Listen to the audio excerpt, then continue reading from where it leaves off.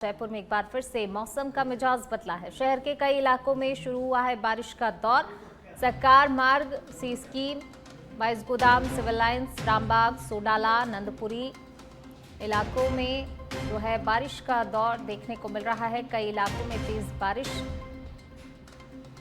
बारिश से लोगों को उमस और गर्मी से राहत मिली है।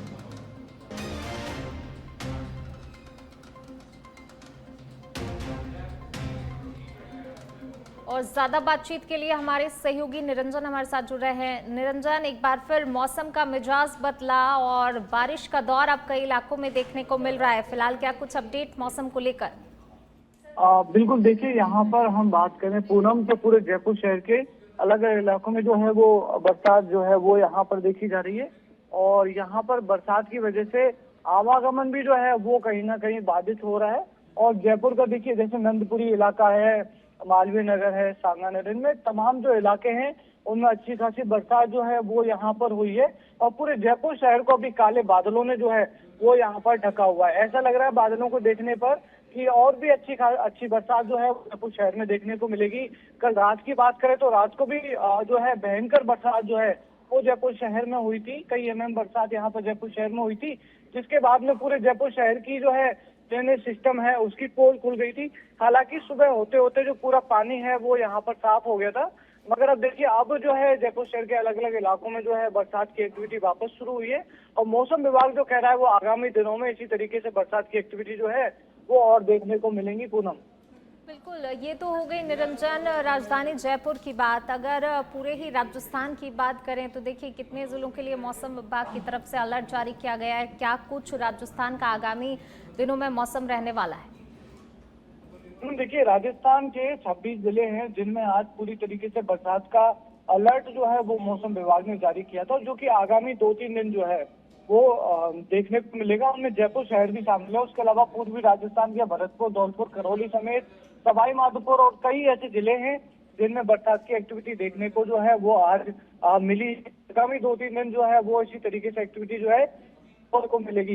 मौसम विभाग लोगों से अपील भी कर रहा है, लोगों से सतर्क रहने की अपील कर रहा है, क्योंकि जब बरसात आती है तो बरसात के टाइम पे अनहोनी होने की कई घटनाएं जो है वो सामने आती हैं। तो राजस्थान के प्रदेश के लोगों के लिए मौसम विभाग ने अपील की है कि जो है वो अगर ज्यादा बरसात हो तो अपने सुरक्षित स्थान पर जो है वो यहाँ शरण ले लें। पूनम जी, शुक्रिया निरंजन आपका इस तमाम जानकारी को साझा करने के लिए।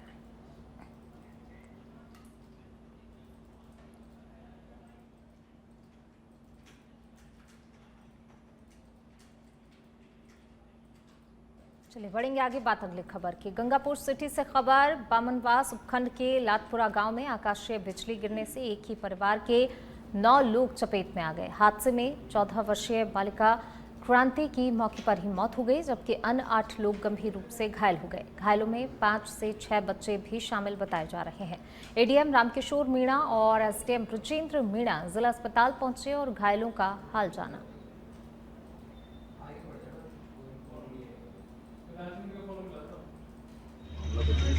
सगत की रात की शाम के समय सभी बच्चे और परिवार वाले टीवी देख रहे थे वहाँ पे जी। अचानक आसमान से एक आकाशीय बिजली ऐसी गिरी जहाँ टीवी वाल को देख रहे थे, उसके साथ में 7-8 जने देख रहे थे। इसलिए आप उनको हॉस्पिटल लेके आए यहाँ पर, जहाँ एक बच्चे को जो क्रांति नाम की है जी, वो 14 वर्ष के है, उसको मृत घोषित कर दिया डॉक्टरों के बाद। तो जैसे क्या एक ही मकान में थे, अचानक कैसे क्या हुआ था? एक ही मकान में, एक मकान में बैठ के टीवी देख रहे थे। और बच्ची कहाँ थी? बाहर? नहीं, बच्चे वहीं थे सभी। हाँ, कमरे में ही थे। और भी कितने घायल है? इसके अलावा 8 बालक बालिकाएं। 8 बालक बालिकाएं। चलिए इसी बीच रुक करते हैं अगली खबर का। अगली बड़ी खबर आपको बता रहे हैं, भजनलाल कैबिनेट की बैठक जारी है। मुख्यमंत्री भजनलाल शर्मा की अध्यक्षता में कैबिनेट की बैठक हो रही है। कैबिनेट बैठक के बाद मंत्रिपरिषद की भी बैठक होगी। देखिए ये बड़ी खबर आपको बता रहे हैं, भजनलाल कैबिनेट की बैठक इस वक्त चल रही है और कैबिनेट बैठक के बाद जो है मंत्री परिषद की बैठक भी होनी है। आज एक के बाद एक 2 महत्वपूर्ण बैठकें मुख्यमंत्री भजनलाल शर्मा की अध्यक्षता में। फिलहाल कैबिनेट की बैठक जारी है और इसके बाद मंत्री परिषद की भी अब बैठक होगी। मुख्यमंत्री भजनलाल शर्मा की अध्यक्षता में कैबिनेट की बैठक चल रही है और ज्यादा बातचीत के लिए हमारे पॉलिटिकल एडिटर लाल सिंह जी हमारे साथ जुड़ रहे हैं। लाल सिंह जी, भजनलाल कैबिनेट की बैठक इस वक्त जारी है, कौन कौन से मुद्दे इस बैठक में, क्या कुछ अपडेट इस बैठक को लेकर? देखिए पूनम, ये एक कैबिनेट की मीटिंग बहुत अहम मीटिंग है। जैसा कि मैंने पहले भी हम दर्शकों से मैंने कहा था कि एक तो विधानसभा कल से स्टार्ट हो रही है, मानसून सत्र है विधानसभा का। मानसून सत्र में जितने भी विधेयक लाए जाएंगे उनका अनुमोदन किया जाएगा। इसके साथ कई भर्ती परीक्षा एक बड़ा मुद्दा बनकर सामने आया है सरकार के सामने, क्योंकि कोर्ट के फैसले के बाद सरकार को ये तय करना है कि उसको किस दिशा में जाना है, क्या डबलमेंट में जाएगी या नहीं जाएगी, इस पर फैसला होना है। इसके साथ ही कई जनहित के मुद्दे उन पर भी चर्चा हुई और खासकर क्योंकि हर कैबिनेट में खास बात है, कुछ जमीनों के आवंटन के मामले होते हैं उनका निस्तारण किया जाता है। खासकर सौर ऊर्जा पर लगातार सरकार का फोकस है, तो ऐसे में कुछ ऐसे मामले भी कैबिनेट में किए जाएंगे, उनका भी निस्तारा होगा और तो अहम मुद्दों के साथ साथ ही जनहित के फैसलों पर मोहर लगेगी। और चूंकि आज फिर इसके बाद 6 बजे 5वां विधायक दल की बैठक भी है, तो अभी जल्दी मंत्री परिषद की बैठक शुरू हो जाएगी। 4:30 बजे का समय आया प्रेस ब्रीफिंग का और 4:30 बजे प्रेस ब्रीफिंग हुई कैबिनेट को लेकर, तो सारे जो भी कैबिनेट के अंदर जो अहम फैसले लिए गए हैं उनको प्रेस के जरिए जनता के सामने रखा जाएगा। लेकिन हाँ, ये 2 अहम मुद्दों पर चर्चा होना माना जा रहा है कि कैबिनेट में पर अनुमोदन के साथ साथ ही कुछ कई जनहित के फैसला पर भी आज करना चाहिए। जी, शुक्रिया आपका लाल सिंह जी इस तमाम जानकारी को साझा करने के लिए। तो देखिए, इस वक्त कैबिनेट की बैठक जारी है और कल से विधानसभा का सत्र शुरू होना है। विधानसभा का मानसून सत्र शुरू होगा, लेकिन उससे पहले भजनलाल कैबिनेट की महत्वपूर्ण बैठक जारी है और अब इसके बाद जो है मंत्री परिषद की बैठक भी होनी है।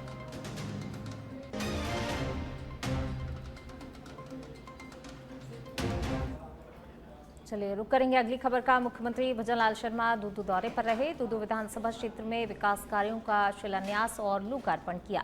मुख्यमंत्री भजनलाल शर्मा ने कहा कि मैं कहता हूं 1.5 साल बनाम 5 साल, तो कांग्रेस के लोग जवाब नहीं देते। जो कांग्रेस ने 5 साल में किया वो हमने 1.5 साल में कर दिखाया। हम एक एक वादे को पूरा करेंगे और आपके विश्वास पर हमेशा खरे उतरेंगे। हरियाणा राजस्थान हमेशा ऐसे ही रहेगा।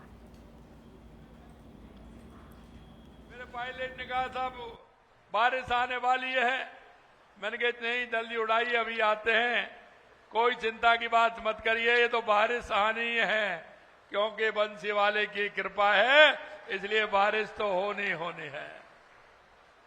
मित्रों, मैं आपसे इतना कहना चाहता हूं कि आज आपने भी देश के यशस्वी प्रधानमंत्री नरेंद्र मोदी जी की मन की बात सुनी होगी। माननीय हमारे प्रधानमंत्री जी हमेशा कहते हैं कि हमारा जो अंतिम पंक्ति में खड़ा हुआ व्यक्ति, जब तक उसका भला नहीं होगा, जब तक ना हमारे प्रदेश का भला होगा, ना हमारे देश का भला होगा। और उन्होंने आज कहा है कि गांव गरीब से निकला हुआ कोई भी व्यक्ति, कोई भी भाई, कोई भी बहन किसी भी क्षेत्र में अगर आगे बढ़ती है तो निश्चित रूप से समाज में एक दिशा जाती है। और आपने देखा कि जिस तरह से उन्होंने खिलाड़ियों का मोटिवेशन करते हुए उनको आगे बढ़ने की उन्होंने कहा है। मैं आपसे इतना कहना चाहता हूं, आदरणीय प्रधानमंत्री जी के नेतृत्व में आत्मनिर्भर भारत बनाने के लिए हम सभी आप जुटे हुए हैं और हमें ऐसा एक नेतृत्व मिला है। लगातार आप देख रहे हैं 2014 के बाद देश के अंदर कितना बड़ा परिवर्तन हुआ है, वो आपके सामने है। चाहे हमारे गरीब कल्याण की योजनाएं हो, चाहे हमारे विकास की योजनाएं हो, चाहे आतंकवाद नक्सलवाद का खात्मा हो या बढ़ता हुआ भारत का दुनिया में गौरव हो, ये आप सभी ने देखा है। मैं आज के इस कार्यक्रम के माध्यम से आपको इतना कहना चाहता हूं कि हमारे को मजबूत बनना है, हमारे स्वदेशी उत्पादनों को हमें खरीदना है, उनका उत्पादन भी बढ़ाना है और वोकल फॉर लोकल को लेकर के हमें चलना है। क्योंकि हमारे जो छोटे छोटे कुटीर उद्योग हैं, हमारी खेती है, हमारे विश्वकर्मा के माध्यम से हमारे लोहार है, हमारा सुथार है, हमारा सोनार है, उनके द्वारा बनाए हुए सभी सामान का उपयोग करते हुए हमें भारत को आर्थिक रूप से मजबूती भी प्रदान करनी है। मैं आपसे ये भी कहना चाहता हूं कि जब हम कहीं भी जाएंगे, वोकल फॉर लोकल का काम हम करेंगे, उनसे हम खरीदेंगे, तो निश्चित रूप से हमारे उन लोगों को सहारा मिलेगा जो हमारे स्थानीय उत्पादन है, उनका लाभ भी हमको मिलेगा।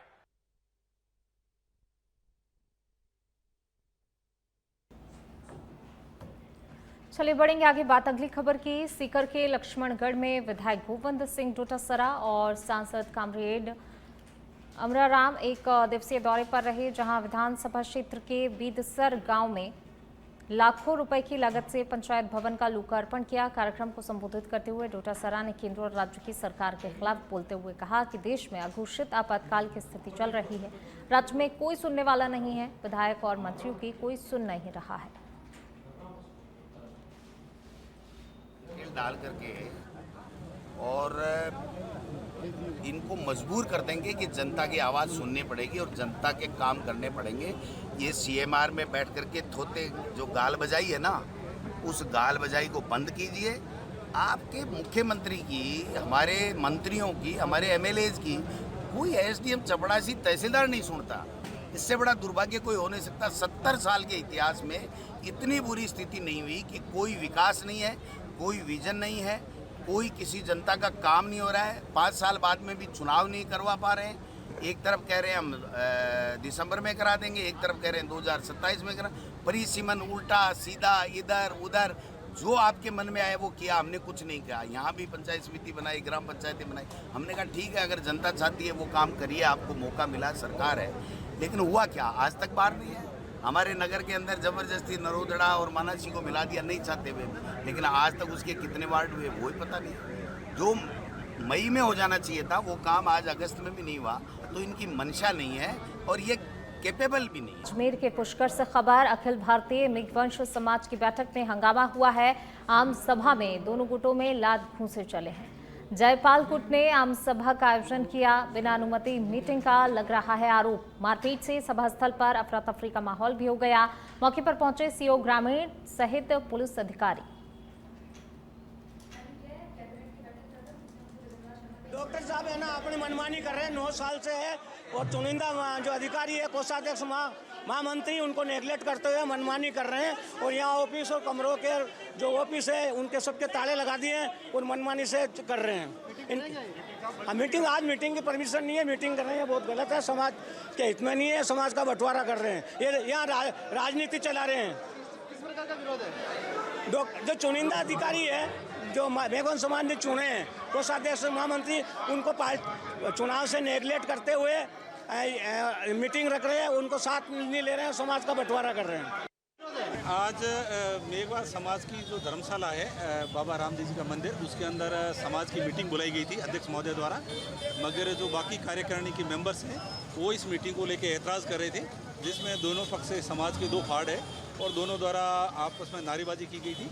पुलिस पूरी मौके पे थी और मुस्तैदी के साथ दोनों को समझाइश कर और सहमति बनाने के लिए एक बार इसको स्थगित करवाई गई है। और आगे जो इस समाज की सहमति से जो मीटिंग बैठेगी, मैं बैठ के इनको समझाइश कर निस्तारण किया जाएगा। क्या कारण है? नहीं, अभी ऐसा कोई लॉ एंड ऑर्डर ऐसी बिगड़ने जैसी कोई स्थिति नहीं है। तमाम समाज की धर्मशालाएँ और चुनाव पुष्कर में होते हैं और हर समाज के अंदर पॉलिटिक्स चलती है। इस बात को लेकर कुछ मेंबर्स होते हैं जिनको सहमति नहीं होती है, ये डेमोक्रेटिक सिस्टम है, तो कई सहमति नहीं। यहाँ आते हैं हमारे समाज के लोग, उनकी ठहरने की मंदिर व्यवस्था ठीक हो, इस बारे में निर्णय लिया गया। आज जो विरोध हो रहा है, हाँ, अभी नए पदाधिकारी, मुझे समाज ने कह दिया है कि मैं खुद। सर, ये जो अखिल मेघवंश बाबा रामदेव मंदिर पुष्कर है, जिसकी अभी जो 17 अगस्त को समाज के द्वारा महासभा के संविधान के अनुसार मीटिंग संपन्न हो गई थी, संस्थान के नियमानुसार संपन्न हुई, जिसमें कार्यकारिणी विस्तार किया गया, सर्किलों को जोड़ा गया, ऑडिट कमेटी बनाई गई, युवा कार्यकारिणी गठित की गई, सारा कार्य बिल्कुल शांतिपूर्ण समाज का बिल्कुल संपन्न हुआ। मगर जो महासभा के जो अध्यक्ष हैं डॉक्टर राजकुमार जी जयपाल ने 17 अगस्त के विरोध में, 17 अगस्त को जो नकारने के लिए, कार्यकारिणी को नकारने के लिए आज उन्होंने 31 अगस्त को आज की जो आम सभा का घोषणा करी है। ये आम सभा नहीं कह सकता हूँ, ये समाज को बिखराव करने की, समाज में यह आज गतिरोध पैदा करने की सभा उन्होंने आज यहाँ आयोजित की है। और आज जब हमने जो थाना अधिकारी महोदय को 20 तारीख को हमने लिखित में रिपोर्ट दी थी भाई कि ये 31 अगस्त को जो आम सभा होने वाली है उसमें समाज में भारी गतिरोध उत्पन्न है, क्योंकि 17 अगस्त को आम सभा हो गई थी। श्रीमान उपखंड कार्यालय एसडीएम साहब को भी हमने लिखित में रिपोर्ट दी थी। चलिए बढ़ेंगे आगे। टोंक के उनियारा से खबर है, सांसद हरीश चंद्र मीणा की उड़ीसा मुख्यमंत्री से शिष्टाचार मुलाकात हुई है। सांसद ने उड़ीसा के मुख्यमंत्री मोहन चरण मांझी से भुवनेश्वर में मुलाकात की है। अनुसूचित जातियों एवं जनजातियों के कल्याण संबंधी बैठक संसदीय समिति की महत्वपूर्ण बैठक में शामिल हुए हैं। बैठक में सम्मिलित होकर विभिन्न विषयों पर विचार प्रस्तुत किए हैं।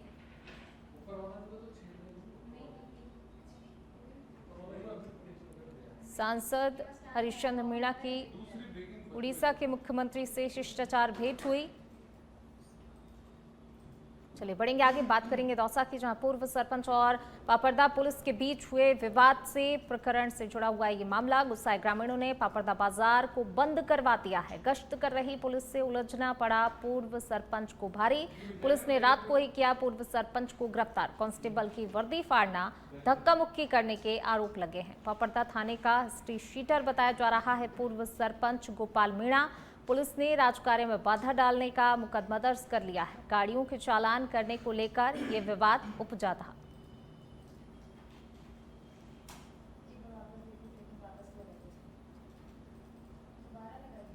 गुस्साए ग्रामीणों ने बाजार को बंद करवाया है।